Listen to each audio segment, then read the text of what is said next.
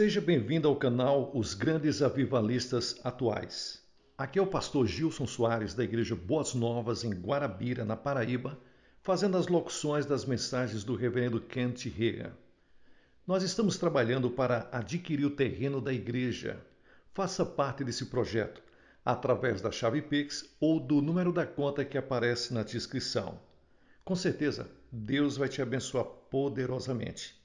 É dando que se recebe, é plantando que você vai colher. Vamos para a mensagem de hoje. Kent Reagan, tomando posse das bênçãos de Abraão.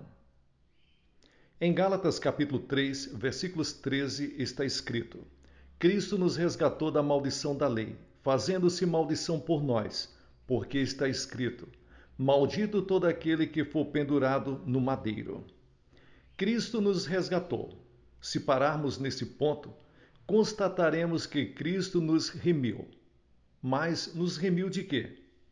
A segunda parte do versículo define da maldição da lei, fazendo-se maldição por nós, porque está escrito: Maldito todo aquele que for pendurado no madeiro.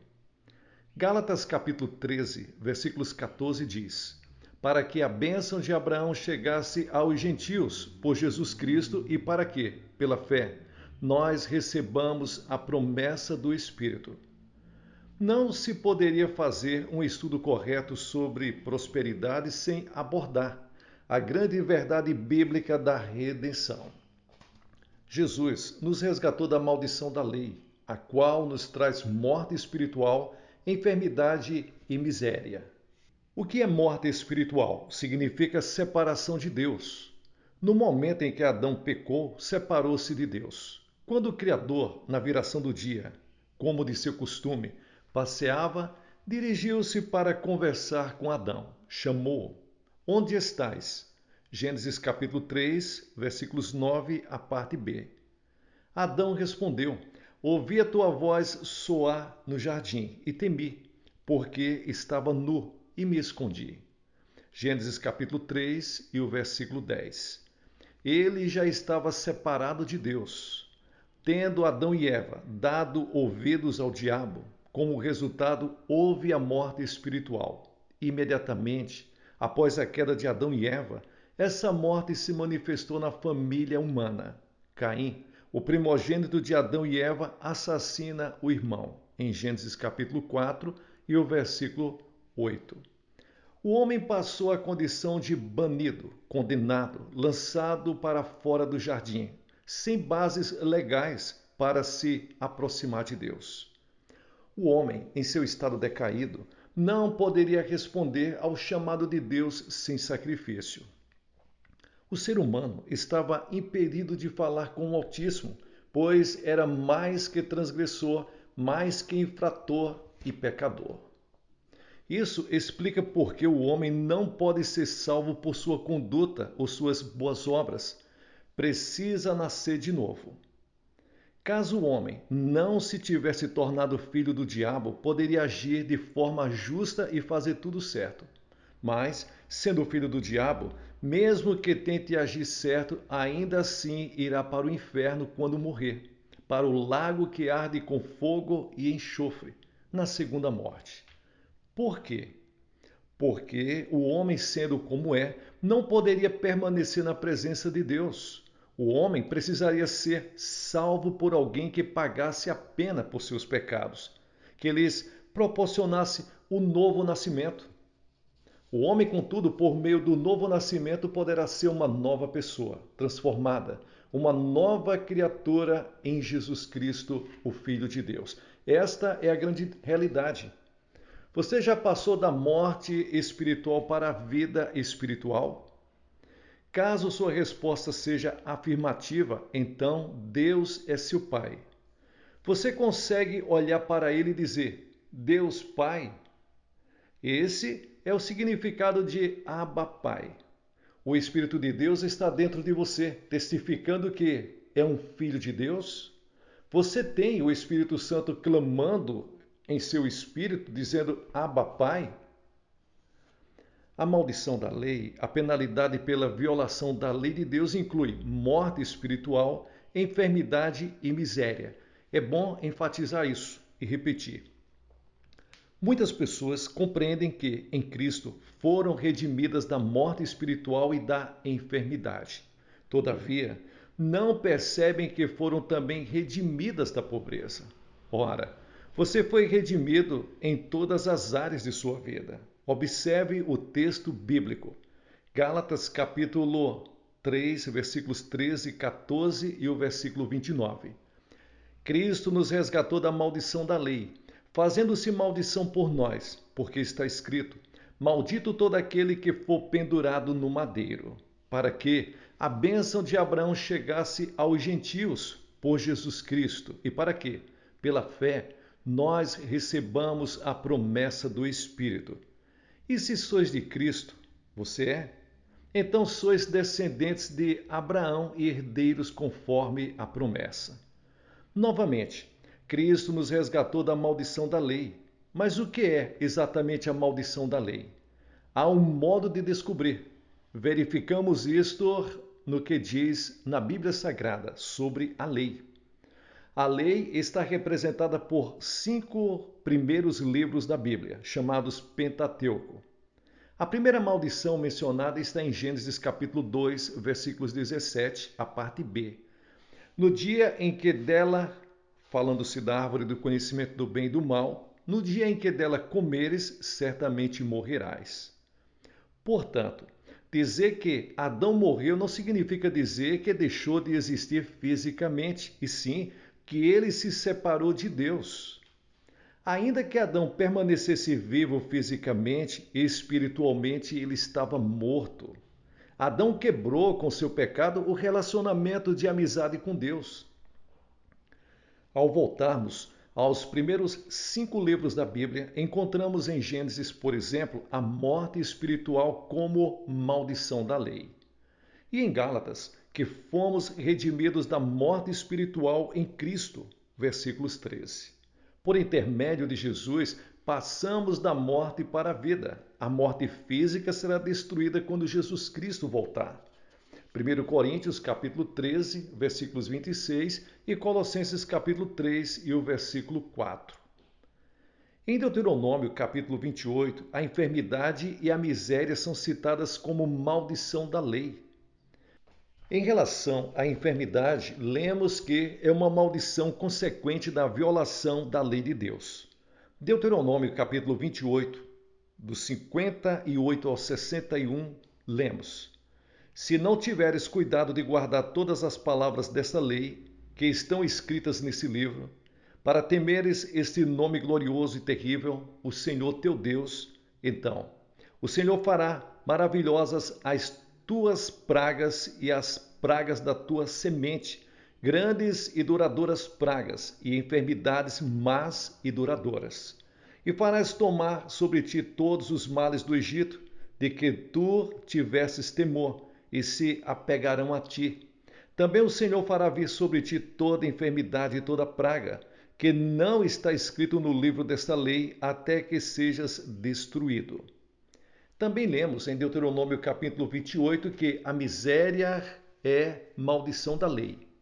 Deuteronômio capítulo 28, versículos 15, está escrito: Será, porém, que, se não deres ouvido à voz do Senhor teu Deus, para não cuidares em fazer todos os seus mandamentos e os seus estatutos, que hoje te ordeno, então sobre ti virão todas essas maldições e te alcançarão.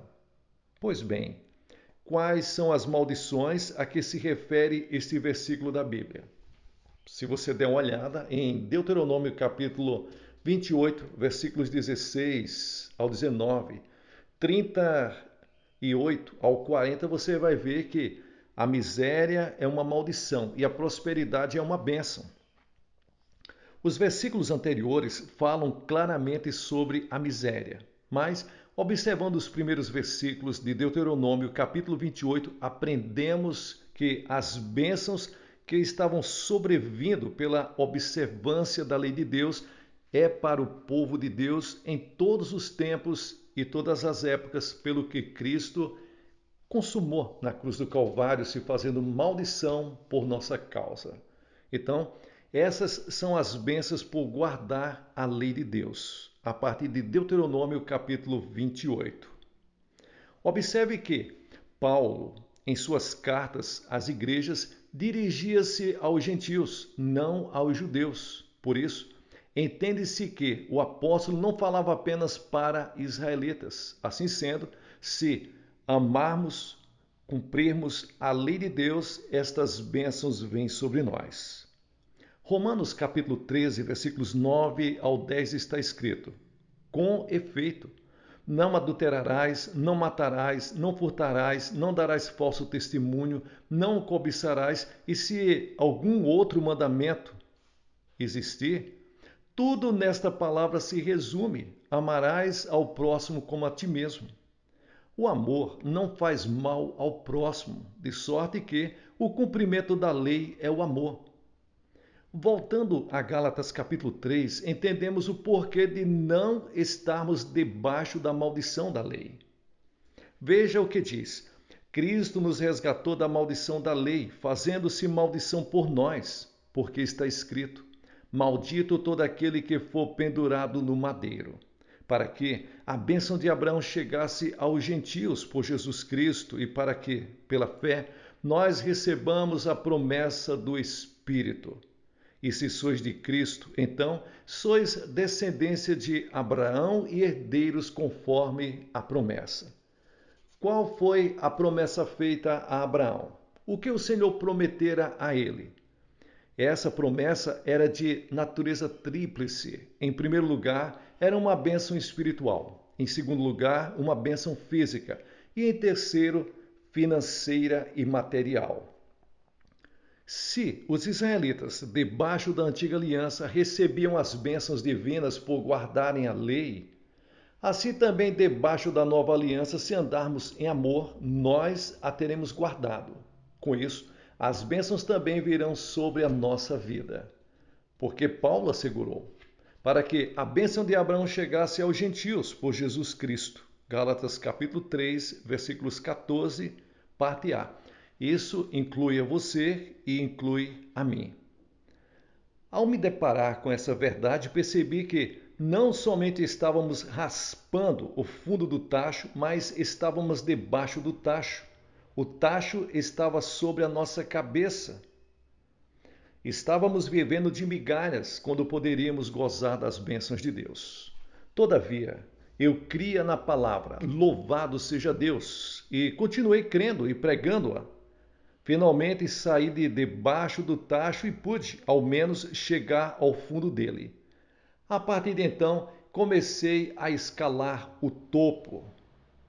Não pense que isso aconteceu da noite para o dia, porque não é verdade. Atravessei vales e montanhas do leste do Texas, pregando sobre prosperidade, sem ter ao menos uma moeda de 10 centavos no bolso. Eu possuía um carro usado, com 4 pneus carecas e sem estepe algum. Aparentava qualquer coisa, menos uma pessoa próspera. Mas continuei pregando sobre prosperidade, porque acreditava que era possível. Eu sabia que, se a Bíblia estava falando sobre o assunto, era verdade. Não importava se eu tivesse obtido ou não essa prosperidade. Deus nem sempre acerta tudo no sábado à noite. Quando estão em dificuldades, muitas pessoas, muitas vezes, imaginam que fizeram algo errado, porque a solução divina não foi dada. Deus nem sempre liquida tudo no primeiro dia do mês, tampouco no início de cada ano. Mas cedo ou tarde, porém, o dia do acerto chega. E com certeza, quando esse dia chegar, você vai gostar de estar presente caso tenha semeado a semente certa. Porém, caso tenha semeado a semente errada, não vai querer estar por perto quando o dia do acerto vier. Se você constatou que tem feito isso, é melhor que se arrependa imediatamente e invoque a cobertura do sangue de Jesus. Então Deus lhes perdoará e esquecerá o assunto e você poderá prosseguir da forma correta. Como já mencionei, algumas pessoas afirmam que essa história de prosperidade é coisa do Antigo Testamento. Mas em vários trechos das Escrituras comprova-se que as bênçãos de Abraão, inclusive a de prosperidade, são também para nós que estamos subordinados à nova aliança com o Altíssimo. No Antigo Testamento, de acordo com o livro de Deuteronômio, a miséria viria sobre o povo de Deus caso este lhes desobedecesse. Tal maldição sobreveio porque o povo deixou de agir de acordo com os mandamentos e estatutos do Senhor. A palavra nos ensina que todos pecamos e carecemos da glória de Deus. Romanos capítulo 3 e o versículo 23. Portanto, a maldição da lei deveria atingir-nos também. Mas graças a Deus, em Gálatas capítulo 3, versículos 13, é garantido que Cristo nos resgatou da maldição da lei, fazendo-se maldição por nós, porque está escrito: maldito todo aquele que for pendurado no madeiro. Observe que Cristo se fez maldição por nós. Não está escrito que ele se fez maldição por si mesmo. Vamos repetir isso. Observe que Jesus Cristo se fez maldição por nós. Não está escrito que ele se fez maldição por si mesmo. Não. Jesus se fez maldição por nós. Ele se tornou nosso substituto. A maldição caiu sobre ele em vez de cair sobre nós. Cristo aceitou-a para que pudéssemos ser livres. Em 2 Coríntios capítulo 8, versículos 9, está escrito: porque já sabeis a graça de nosso Senhor Jesus Cristo, que, sendo rico, por amor de vós se fez pobre, para que, pela sua pobreza, enriquecesseis. Jesus, sendo rico, por nossa causa fez-se pobre, para que por sua pobreza pudéssemos ser ricos. Alguns poderiam dizer, isso significa apenas os ricos de espírito. Mas isso não é verdade. O único aspecto em que Jesus se tornou pobre foi o material. Ele não se tornou pobre espiritualmente, porque os espiritualmente pobres não poderiam ressuscitar mortos. Se pudessem, qualquer um o faria. Os espiritualmente pobres não poderiam transformar água em vinho. Não. Jesus certamente não era alguém espiritualmente pobre. Além disso, os espiritualmente pobres não poderiam alimentar 5.000 pessoas com o lanchinho de um garoto. Mas Jesus o fez. Os espiritualmente pobres não poderiam fazer as curas e os milagres que o Messias fez. Deus quer que seu povo tenha provisão abundante. Jesus se tornou materialmente pobre por nós. Ele foi nosso substituto. O texto bíblico nos assegura que Deus supriria nossas necessidades segundo sua riqueza em glória em Cristo Jesus. Filipenses capítulo 4 e o versículo 19. Paulo se dirigia à igreja de Filipos, mas isso pode ser aplicado a todos os crentes. O texto fala sobre o suprimento de todas as nossas necessidades, inclusive financeiras, além de outras.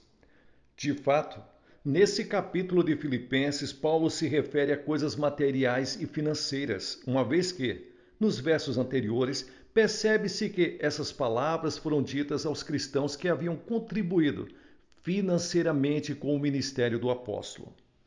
Em 2 Coríntios capítulo 8, versículos 9, está escrito: pois conheceis a graça de nosso Senhor Jesus Cristo, que sendo rico se fez pobre por amor de vós, para que pela sua pobreza vos tornasseis ricos.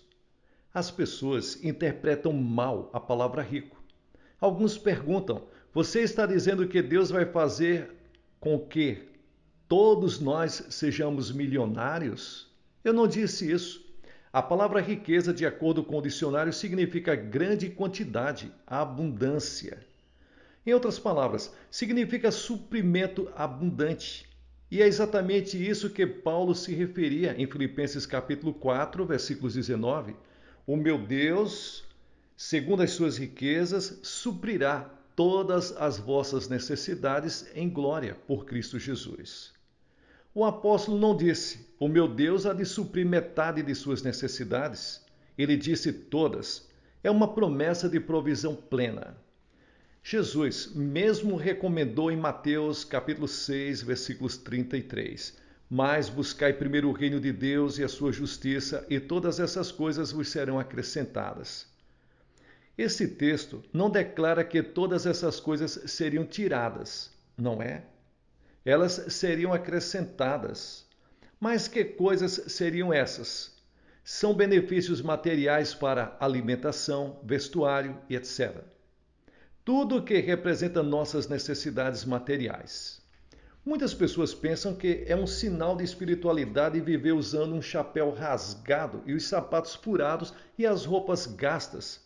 Mas não é isso que Jesus disse, e sim, todas essas coisas serão acrescentadas. É preciso compreender a lei de dar. Em Lucas capítulo 6, quando Jesus prometeu dai e se-vos-á dado, versículos 38, ele estendeu essa promessa a mais de uma área, pois também se referia à parte financeira. O restante do versículo diz: boa medida, recalcada, sacudida e transbordante vos darão. Porque, com a mesma medida com que medirdes, também vos medirão de novo. Eu creio que Jesus falou a verdade. Observe que o Salvador disse: vos darão.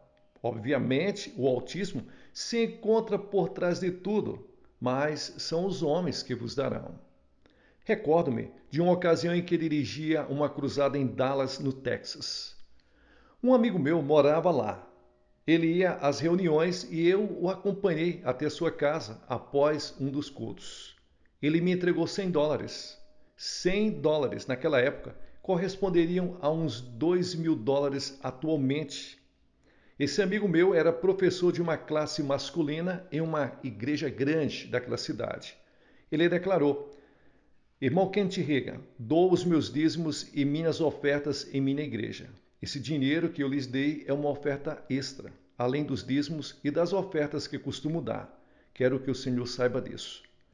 Meu amigo prosseguiu: temos um sujeito em nossa igreja, um evangelista que dirigiu uma série de reuniões para nós.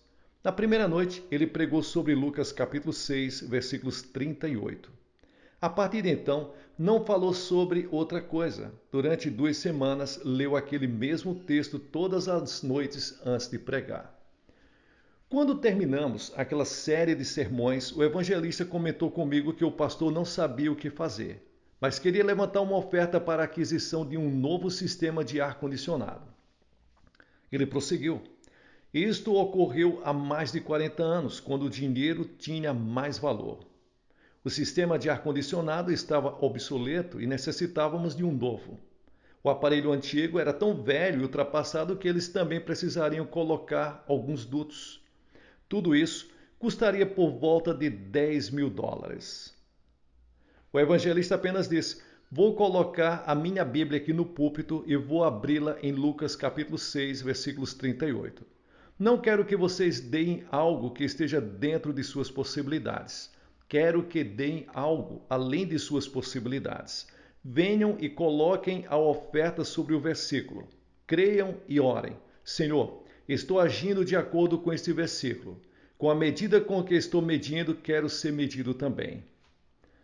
Dar algo que você não pode é uma medida muito maior do que dar o que pode.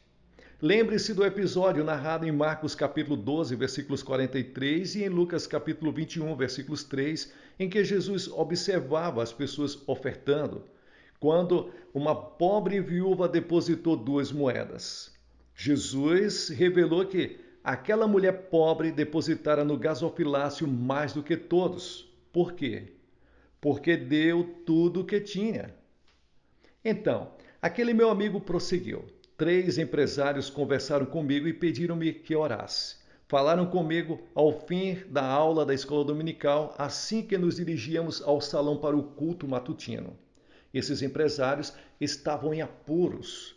Aliás, os banqueiros e os agentes financeiros disseram a 2 deles que seria decretada a falência de suas empresas. O outro empresário também estava bastante endividado. Eu sabia que, se esses homens ofertassem, dariam algo que eles não podiam, porque não tinham nada para dar.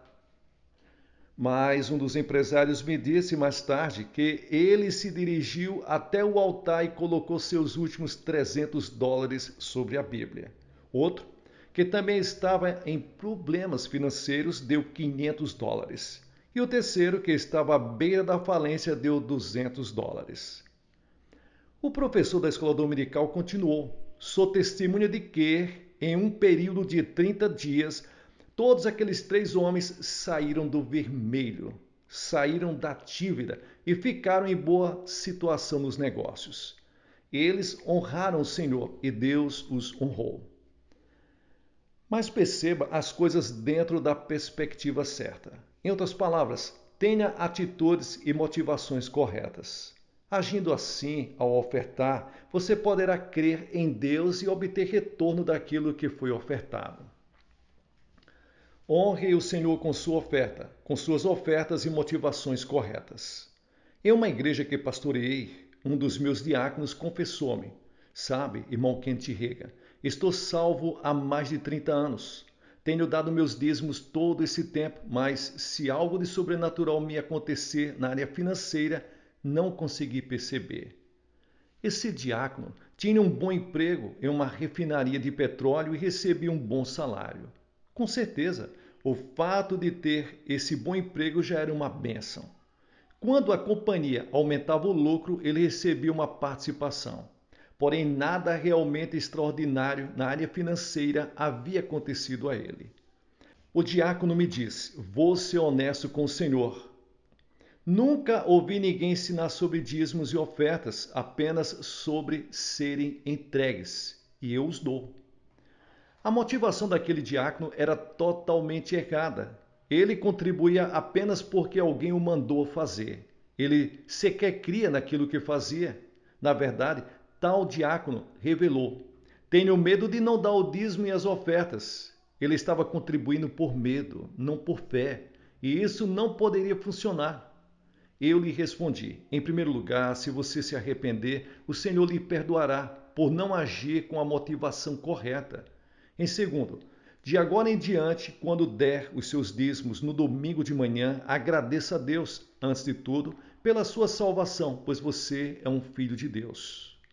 Expliquei que ele deveria manter a motivação certa. Orientei que orasse: Senhor, eu contribuo porque eu te amo, não porque eu tenho medo de ti. Não estou dando os dízimos porque alguém me ordenou a fazer isso. Posso não compreender por que estou fazendo, mas sei que isso está na tua palavra. Por isso dou os dízimos, porque te amo. Amo a igreja e quero vê-la crescer. Por isso estou entregando meus dízimos e minhas ofertas. Sei que o Senhor honrará a sua palavra e eu te agradeço. Tu prometeste: aos que me honram, honrarei. 1 Samuel capítulo 2, versículos 30, a parte B. Quando Deus declarou isso no Antigo Testamento, referia-se à entrega das ofertas. Provérbios capítulo 3, versículos 9 diz: honra ao Senhor com a tua fazenda e com as primícias de toda a tua renda. Ele disse: aos que me honram, honrarei. Então orientei o diácono que orasse: Senhor, tu disseste: dai e dá-se-vos-á. Eu faço essa oferta por fé. Pedi àquele homem que depois voltasse para me contar o que acontecera.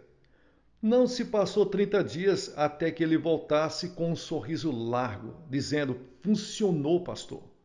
Durante anos, a promessa sobre a entrega de seus dízimos e suas ofertas não se realizou. Por quê? Porque ele não tinha agido por fé. Suas motivações e sua atitude estavam totalmente erradas. Mas quando ele consertou sua atitude e suas motivações, foi abençoado. Não deixe que as bênçãos do Novo Testamento lhe sejam roubadas.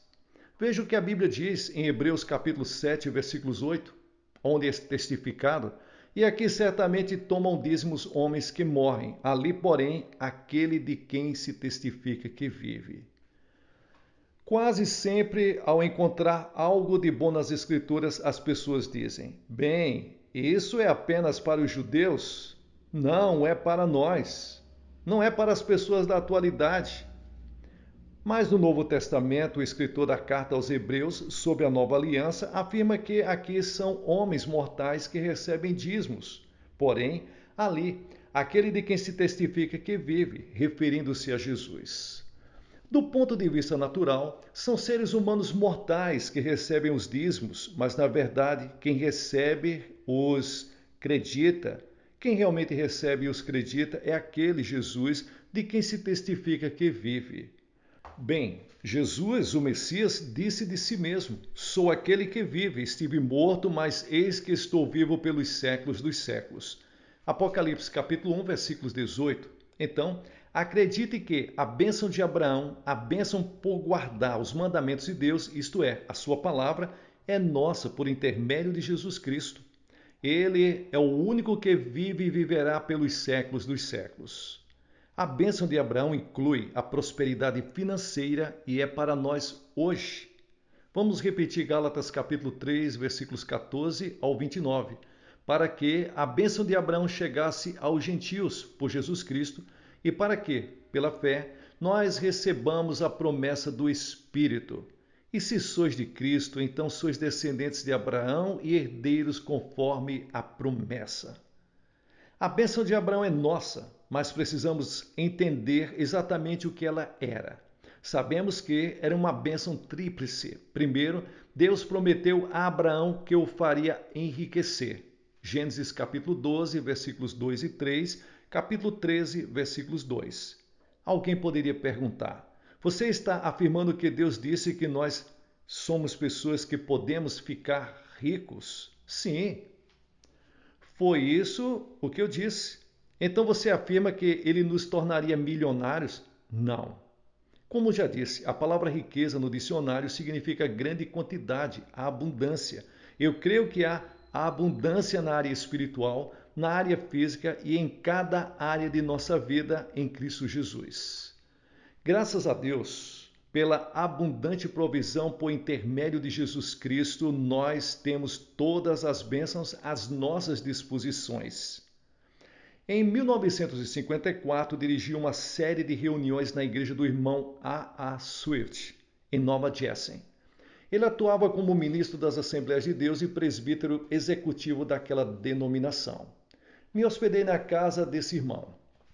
Ele tinha quase 70 anos na época e eu 36. Ele havia sido batizado no Espírito Santo em 1908 e foi enviado como missionário à China em 1911 com a esposa e 2 filhos. Não havia organização missionária alguma nos círculos pentecostais naquela época e por isso esse irmão não obtinha ajuda da parte deles. Contudo, havia uma missão em Londres que o sustentava. O único problema era que essa missão não cria no dom de línguas estranhas. O irmão Swift me contou que assim que começava a orar, Deus lhes falava que ele estava recebendo dinheiro de forma desonesta. Ele não deveria pregar sobre o batismo com o Espírito Santo e o dom de falar em outras línguas para aquelas pessoas, porque a organização missionária que o patrocinava não cria nisso. Secretamente, ele havia levado muitos daquele país a serem cheios do Espírito Santo. Então ele orou: Senhor, o que vou fazer? O Altíssimo lhe respondeu: peça demissão da organização. Aquela organização lhes enviava $103 por mês. Isso significava $1.236 por ano. O missionário retrucou: Senhor, e o que eu farei? Ninguém mais envia sustento para mim, minha esposa e meus filhos aqui na China. Deus o ordenou: entregue esse trabalho para outro missionário daquela organização. Vá para outra cidade e comece um novo trabalho. Pense nisso. Aquele missionário foi orientado que iniciasse um novo trabalho na China em 1912. Já era bastante difícil fazer isso nos Estados Unidos em 1912. Ainda hoje é difícil, só pela fé.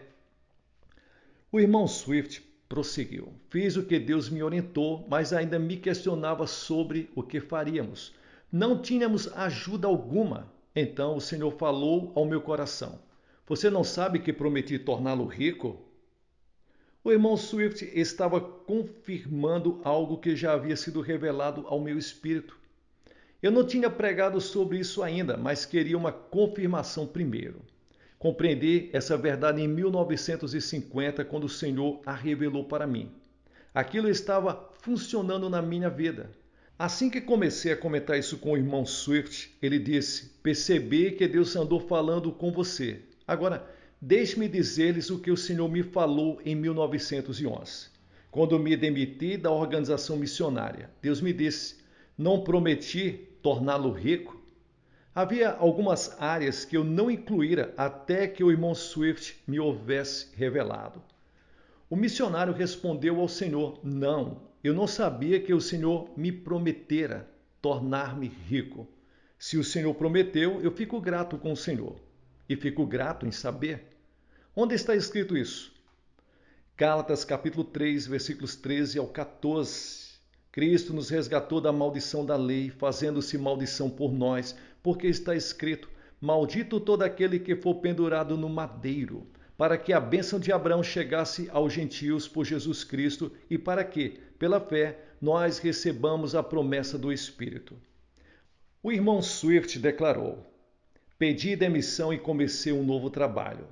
Nos primeiros 6 meses de 1912, parecia que eu e a minha família iríamos morrer de fome na China. Era como se a promessa não pudesse ser realizada. Como você pode perceber, nem sempre se pode ir pelo que parece. Sua fé será testada. A prova de sua fé, de acordo com a Bíblia, é mais preciosa que o ouro. Conforme declarei, Deus nem sempre nos recompensa no início de cada mês ou mesmo a cada 6 meses. Mas o irmão Swift pôde testemunhar. No final de 1912, verifiquei que Deus me dera $3.750.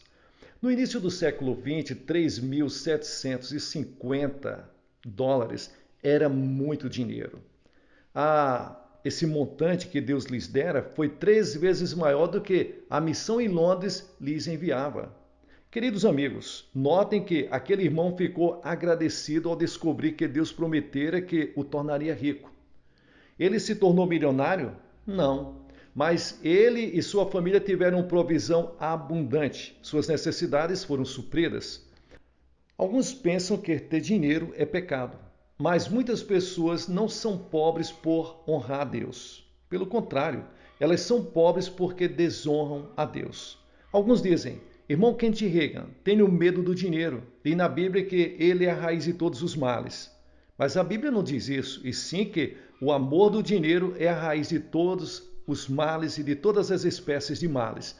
1 Timóteo capítulo 6, versículos 10, a parte A. O amor ao dinheiro é a raiz de todo mal. Não é errado possuir dinheiro, errado é o dinheiro ter você. Errado é ele ser o seu Senhor. Deus quer que seu povo tenha as necessidades supridas plenamente. Por isso, creia em sua palavra. Ela garante que fomos redimidos da maldição e da miséria. Exercite sua fé. Conserve certas suas motivações e atitudes ao contribuir. Quando você agir assim, será abençoado, porque a bênção de Abraão se estenderá à sua vida. Amém. Pessoal, aqui é o pastor Gilson Soares, da Igreja Boas Novas, em Guarabira, na Paraíba, fazendo as locuções do reverendo Kent Reagan. Você que chegou até o final desse vídeo, dê um like para abençoar. Veja se você já está inscrito no canal Os Grandes Avivalistas e abençoe esse canal e a obra missionária na cidade de Guarabira com a sua melhor oferta. Como você aprendeu, um dos princípios da prosperidade é abençoar, é plantar, é dar. Quando você abençoa, abençoado você será. Quando você planta, você vai colher. Seja um abençoador. Nós estamos trabalhando para adquirir o terreno da Igreja Boas Novas, aqui na cidade de Guarabira, na Paraíba, e construir um grande templo. Faça parte desse projeto.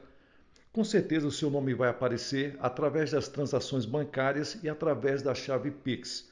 Nós vamos pegar o seu nome e colocar no caderno de oração. Fique com Deus, muita paz, muita luz, sucesso na sua caminhada.